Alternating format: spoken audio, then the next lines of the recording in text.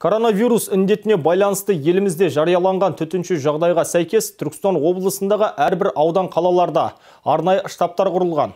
Осыған сәйкес Отырар ауданы бойынша қауіпті індеттің алдын алуға байланысты кешенді іс-шара жоспары қолға алынып отыр.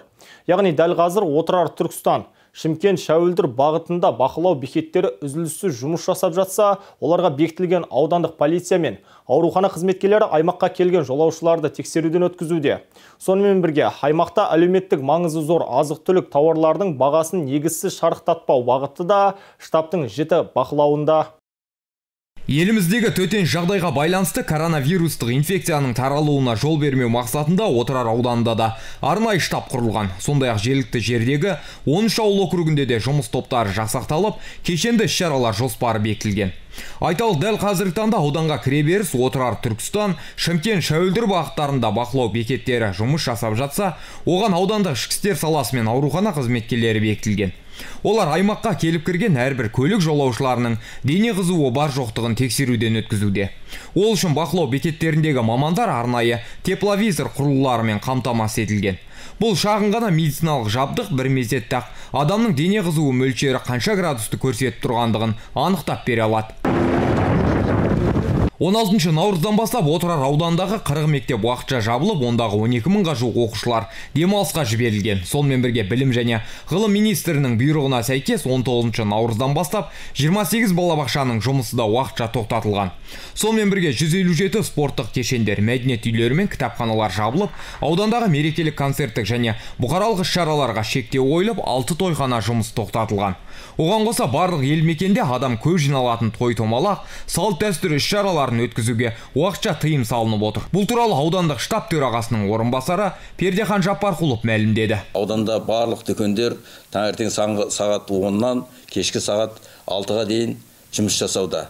Ал енді тамақтану орындары сол таңертең 10-нан кешкі 22:00-ге дейін тамақтану орындары жұмыс жасап, өз жұмыстарын қалыпты деңгейде жүргізіп отыр. Мына санитарлық талаптарға сәйкес сол таңертеңгі 10-ға дейін түскі үзіліс кезінде және 6-дан кешкі сағат 18:00-ден кейін барлық халыққа қызмет көрсету нысандарында санитарлық тазалық жұмыстары жүргізіледі. Осы мақсатта ауданда мынау жанға шипа дәріханасы арқылы ауданға 525 килограмм хлор алынды, 412 килограмм гипохлорид алынды, 117 литр антисептиктер және 3 тепловизор, мынау адамның науқасын ыстығын бақылайтын осындай аспап құралдар менен керекті дәрі-дәрмектер алынды. Залалсыздандыру жұмыстары ауданда 3 топ арнайы залалсыздандыру мынау тобы құрылған мекемелер арқылы.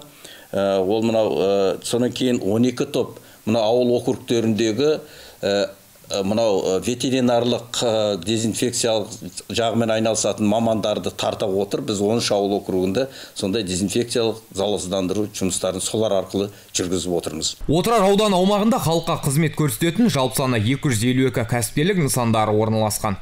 Ал олардағы талапқа сай дезинфекциялық залалсыздандыру жұмыстарының жүргізілуімен белгіленген уақытқа сәйкес барлық кәсіпкерлік нысандарының жабылуын бақылау үшін аудан әкімдігінен жауапты мобильді топ құрылған. Олар күнделікті кәсіпкерлік нысандарды аралап, төтенше жағдай кезіндегі бақылау жұмыстарын жүзеге асырып келеді. Ең бастысы аудандағы әлеуметтік маңызы бар азық-түлік тауарлар бағаларының негізсіз өсуіне жол бермеу бағыты да басты назарда. Нәтижесінде дәл қазіргі таңда жергілікті жердегі сауда орындарында ұн мен нан бағасы қалыпты деңгейде тұр.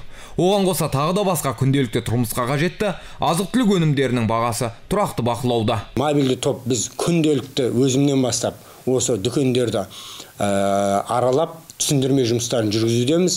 Оның қазіргі таңда өз жемісін беруде. Негізгі біздің базарымыз мынау Түркістан қаласы, осы жерден 60 шақырым жерде орналасқан. Сонымен қатар жаңағыдегі мынау Шымкент қаласының және сол төңіректегі ұн зауыттарынан ұн алып отырамыз. Мониторинг күнделікті жүргізіп отырамыз деді, жүргіздік. Бізде бір айдан астам уақытқа жететін қор бар ауданда. Ешқандай ажиотаж жоқ. Магазиндердің алдын барлығы жаңалдегі бос бір таласып, ондай жетпей, или бізге жаңалдегі мынандай тауар өнімдер жоқ деген ешқандай мәселе жоқ. Енді бұл жұмыстарды біз алдағы уақытта да күнделікті жүргізіп отыратын боламыз.